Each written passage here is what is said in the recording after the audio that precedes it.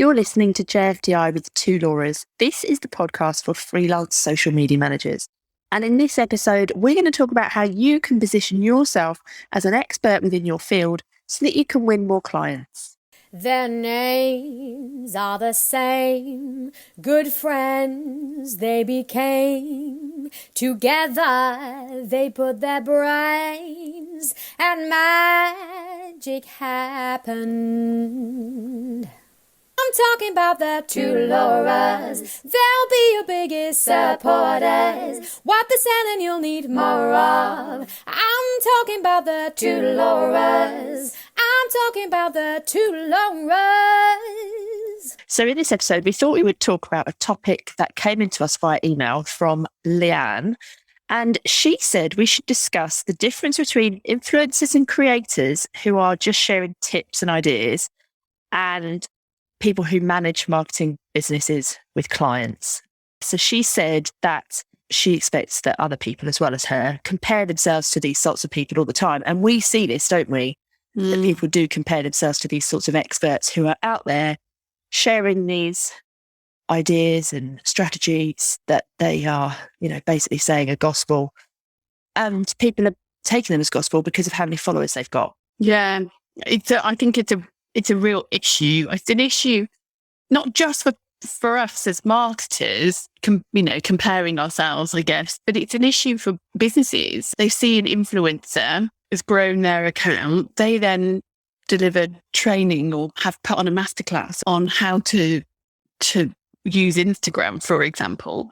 Then they're missing the point, aren't they? An influencer's sole job from a social media perspective is to have a large following, so they're attractive to the brands that they want to work with, and potentially they're also interested in maybe driving some traffic to their site, depending on what kind of work they do, whether they have blogs, etc. But they're not there to sell a product, and that's the massive difference. To go and build an Instagram account, I'm not saying it's easy, but it's different, isn't it?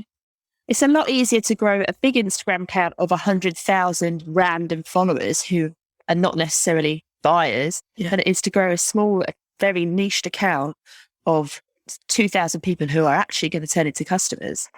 Yeah, and I think, and you've got to remember, back in the day when Instagram started, it was so much easier to grow accounts. And I've seen that, like firsthand, accounts that grew massively. And it's harder now. This is back when it was kind of chronological feeds and it was so much easier then. So for someone who maybe grew the bulk of their following in that era, they have no authority to talk about how it works now, because it is so different and it is hard. It's really hard sometimes to achieve your goals on social media. It's not an easy thing to do. And unfortunately, they make you feel like it is easy and maybe you're just getting it wrong. Yeah, and it's a lot easier to do it for yourself theoretically than it is for somebody else and somebody else's brand, especially when it's very obvious the social channels are a business. People are less want to engage with a business than they do a person, don't they? Yeah, absolutely. It's not just the follower numbers, is it? Like that little blue tick gives people this incredible authority that people just think that because they've got this blue tick behind their name, they must be the expert. They must know what they're talking about. And that isn't necessarily true.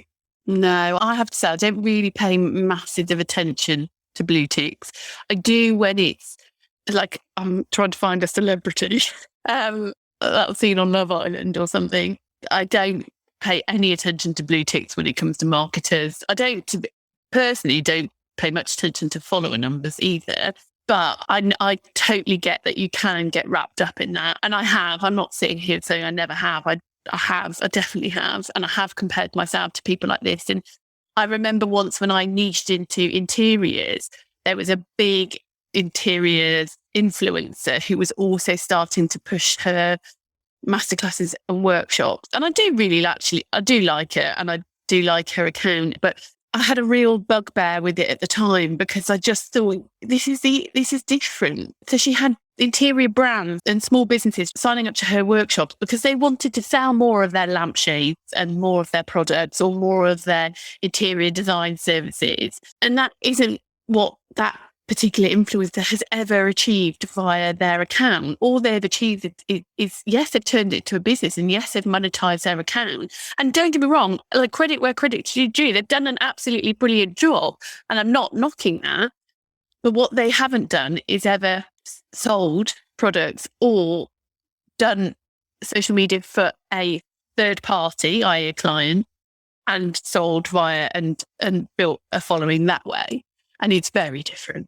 Yeah, and like your experience is limited, isn't it? If you're only managing your account, you haven't got experience over different accounts, different audiences, different products that you're selling, all of that sort of stuff, different types of content and whatnot. Yeah, it's the same as business coaches out there who have grown, again, decent followers, and now they're doing, I can help you with your social media. And it's like, well, like, you can't help social media managers when they are doing marketing for third parties, for clients.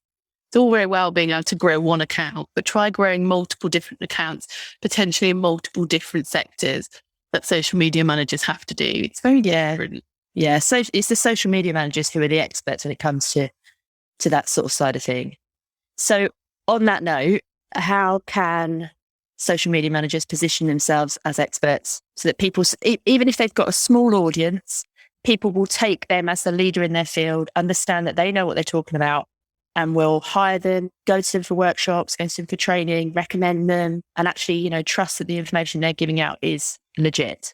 Well, I think the key thing to think about is what you just said, in that it doesn't matter whether they've got a small following. They need to be on social media. And I think we need to kind of start there.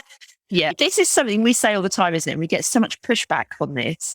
That social media managers, if you're not showing up on social media, like, that is not good. Yeah, I would never take advice from a social media manager or a social media expert or social media consultant, whatever they want to position themselves from. I would never take advice from anybody unless they can show me that they have a presence. I don't care whether people have got hundreds of thousands of followers or they've got 200. That doesn't bother me. And I know I'm not, I know people do look at vanity metrics. I'm not saying that they don't. But if we wanted a social media manager in this business now, and we asked people to apply, and we had 20 applications, 10 of which had a social media presence, and 10 of which didn't, I would not even consider. They could have worked with the best clients. They could have a great kind of CV, so to speak, but I wouldn't be interested in them. To me, nah. If you can't market your own business, then I'm not interested. Yeah. If you're not interested in marketing your own business, then why should I trust that you're interested in marketing mine? Yeah, well, exactly. What does that say about you as a marketer? If you believe in social media or marketing and you were kind of passionate about it, then you would have a presence, wouldn't you? Because that's what you believe in. And you think every business should have social media presence. And we would say that, wouldn't we? If we walked into a room of small businesses, us as social media people would say, look, you all need to have a social media presence. Not necessarily on all platforms and blah, blah, blah, blah, but you need to have a presence on social media to some extent. But yeah, people don't practice what they preach. And then they wonder why. Well, no one listens to me. No one is booking me. No one's interested in what I've got to say. Also, well, because no one can hear you. No one can see you. We also have people who say, yeah, but I'm at capacity. I don't need to be on social. And that's fine if you are at capacity, but you should still have that presence, because like a global pandemic could hit and you could lose all your clients tomorrow. It sounds like a bit out there. Never going to, apparently it happens. But also, like, if you don't have your own socials, how do you know what has changed on the platforms? We've spoken about this before. We go and press buttons, don't we, and just try things out. We would never do that on a client account. Can you imagine going and testing new features on a client account? No, you'd want to go and do that on your own. Yeah. So people might come and look at my Instagram, and I am at capacity and I'm not taking on any more clients. So I'm not sharing the kind of content I would have been doing, a year or two ago.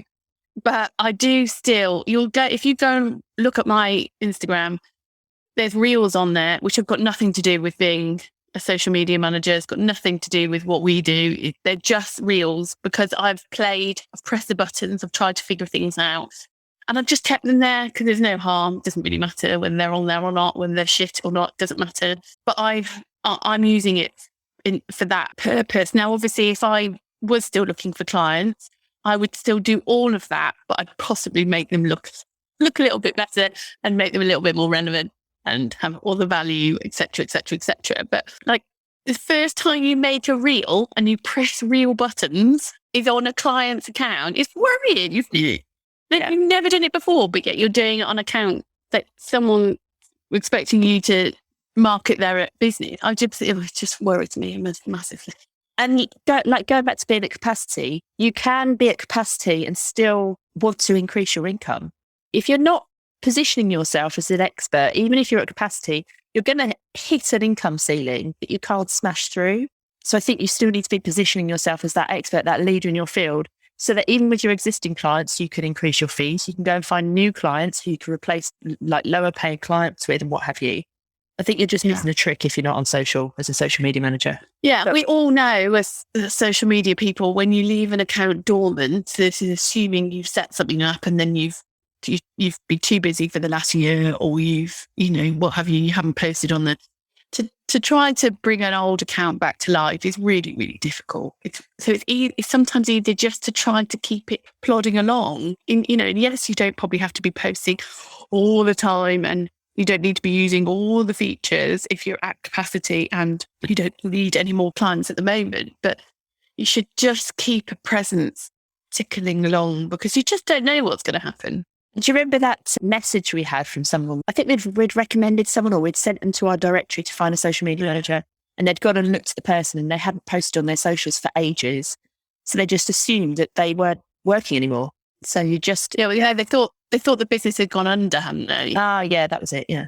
And that's true. And it's like, I do that. If I'm looking for businesses, especially when I had my work done on my house earlier this year, and I was looking for like trade people, I wasn't expecting to go and find amazing content and, to be wowed by their content. But I wanted to just see that they were still active and maybe had some positive reviews.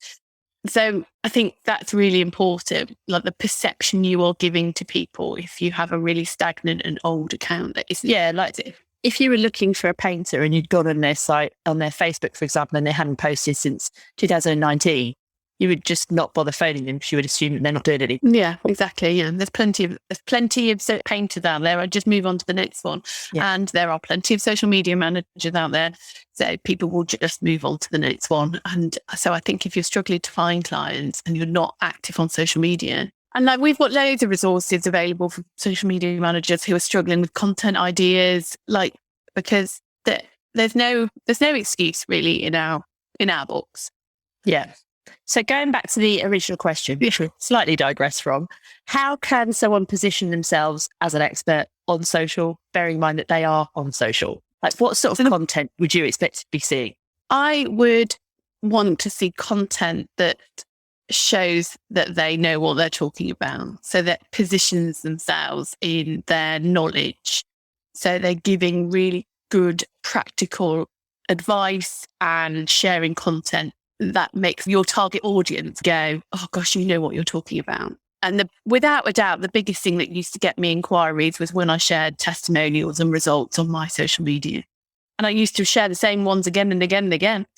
Didn't even colour. Just share the same things, because that's what generated a lot of inquiries for me. As soon as I was able to start having good results for clients, I was able to ride on the coattails of that, really. So they're the kind of things that I would want to see. Proof really that they know what they're doing, to give me the confidence to spend money with them. And I think it's as well going back to these like big accounts, these big influencers who are sharing all their like Instagram strategies and stuff. Yeah, some of those strategies might not be right, but probably quite a lot of them actually are. And there's no reason why you can't be sharing strategies to position yourself as an expert. Just because you don't have 100,000 followers doesn't mean that your knowledge and expertise isn't as valuable as their knowledge and expertise. People take what they're saying as gospel. So there's no reason that they wouldn't take your advice like that. You just got to have the confidence that you know what you're talking about and putting that information out into the world. But it's making sure that the words and terminology you use oozes confidence. And I don't mean in a really arrogant, horrible way like some people do. But where people say things like, I think, or I heard, you're not speaking with confidence. You're not saying something as fact. You're putting an element of doubt into what you're saying. And that in itself, just those things like the terminology you use, and that will come with, if you're not feeling particularly confident yourself, you'll try to think, oh, well, I don't want to say this as fact, because what happens if someone questions what I've said? And people panic then, and then so soften the words that they're using in their content to kind of give them a bit of a way out, maybe if someone does question it. Yeah. Which I do get. I absolutely get that. But if you're not confident, then go and get yourself confident and then go and post it with confidence, because that is a massive thing. And people will pick up on that. Do you think? Yeah, I agree. And like I can't remember the exact audio, but there was an audio going around on Reels. It was basically like, I know nothing type audio. And people are sharing that, but they're sharing it that they know nothing. If you're using those sorts of audios on TikTok and Reels where it's making you look confused and like you don't know what you're talking about, that isn't great. You can still use those sorts of things, but do it like your clients don't know what they're talking about and they're confused. So you're portraying them rather than portraying you, because no one wants to come across an expert's reel where they are telling you that they don't know what they're talking about or they're confused by updates on Facebook or what have you. That's not a good look. Yeah, no, I definitely agree. How do you think people get around the worry about not having big follower numbers? Because this comes up a lot, isn't it? Social media managers, they don't have, because they've only just started, as we're all entitled to start somewhere, but they have small following, that maybe their engagement is a little low, but they're still trying. What would you suggest they could do to still make themselves look like an expert, even though that their follower numbers is low? I think they should stop looking at their follower numbers. It doesn't matter. If you've got 100 followers on Instagram, it might not be as many as 100,000. But if you put 100 people into a room, that's a lot of people to talk to. And actually it could be quite daunting if they're actually in your face. You've got to remember that those 100 people are actual humans, and just speak to them as if they are humans. And just remember that. Give them advice that's actually going to be helpful, because if they remember you as the person that's helped them, A, they're going to come back to you when they need you, but B, they're going to remember you and recommend you to other people. So just be as helpful as you possibly can, regardless of how many people you're helping. I think this comes back as well down to if you can share testimonials and wins and case studies really of the work that you've done. So if you are someone who's maybe been in marketing or maybe had a freelance business for years, but have never really prioritized your own social, so you've got the experience, but you don't have the social following, you can still draw on those expertise to show, well, look, these are the types of wins I'm getting for clients. Yeah, and if you're just first starting out and you don't have those sorts of testimonials and stuff, but you're creating good content and people are commenting saying how helpful it is, you can still share those sorts of comments. Those people want to see that sort of stuff as well. I think in terms of content that's actually going to be helpful, think of like tips and ideas, give people, solve people's problems. If you know that your audience is struggling to make sales on LinkedIn or Instagram or whatever, give them some ideas on how they actually can do that.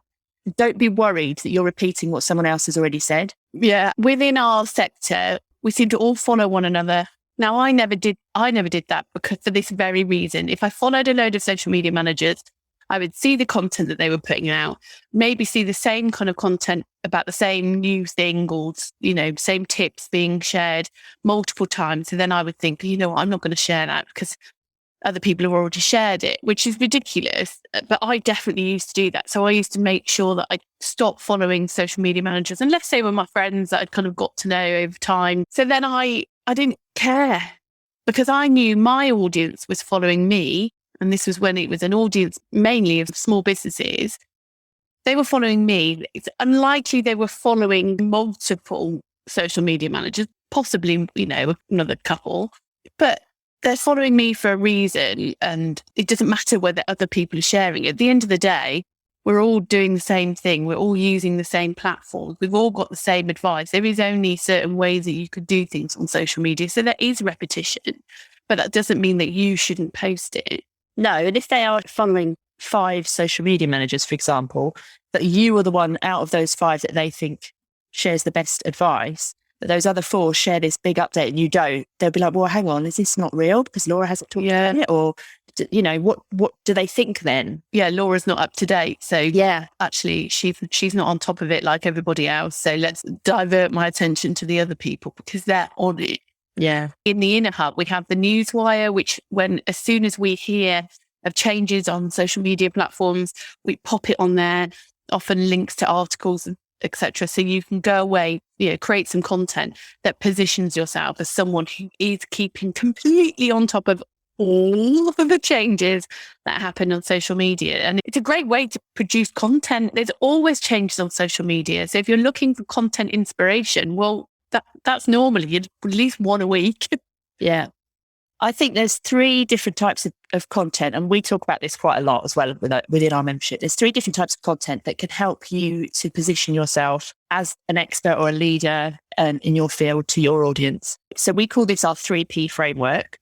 And as I said, we talk about this quite a lot. So you might hear this come up in podcasts a lot in the future. So the first sort of type of content, the first P out of those 3 Ps is positioning content. This is all of the content that will position you as the expert and show that you know what you're talking about. So this is where we were talking about like the tips and the advice and all of that sort of thing, the hacks and all of, how to create a post on Instagram and how to make a fancy story, all of those sorts of things. So that's your positioning content. But your positioning content could also include like your testimonials, your results, case studies, all of that stuff. Then there's the problem solving content. And that's where you really get to know who your audience is and what problems they're having, and offering the solution. And sometimes you might be the solution, as in they would come to you and they would actually work with you. But sometimes you might literally tell them what they need to do. So it might be some tips to overcome their problem that they're facing. And think about problems that are not just, oh, I don't know how to get more engagement on Instagram. It might be, I feel really guilty because my kids are watching the TV and I've got my phone in my hand all the time because I'm trying to promote my business on Instagram. So all those different types of problems that they're facing. And then the third P is the one that we see people fail to do time and again, and that is promotional content. So you need to make sure that you are promoting your services and people know how they can work with you, because there's no point just being another random person on social media sharing great tips and advice and solving people's problems if they don't realise that you're actually a business that they can actually pay to come and work with you. I think so. Make sure that you are definitely selling on social media. I think there's this big niche, isn't there? You shouldn't sell on social. Social media isn't about selling. Well, it actually is. Because how else are you going to make money? It's just ridiculous. Hey, like, why would you even have business accounts? And I hope no one ever really listens to that kind of advice because it's bullshit. Yeah, agree. So to sum up, don't trust somebody's expertise based purely on their follower numbers or that little blue tick. Don't think that somebody's an expert or more of an expert than you are because they've got a bigger audience or because they're sharing information before you. And just make sure that you are doing everything you can to position yourself to your audience, no matter how big or small, so that they see you as the leader and you're giving them all that information and advice that they need. And don't compare yourself to other people. Yeah, agree. If you're looking for ways that you can promote yourself on social media, then obviously remember our 3P framework and check out the link we're going to put in the show notes to our content bank, which provides you with tons of ideas that you can use to promote your social media business on social, which actually follows that 3P framework as well. We'll put the link for that in the show notes. Other than that, we will see you in another episode.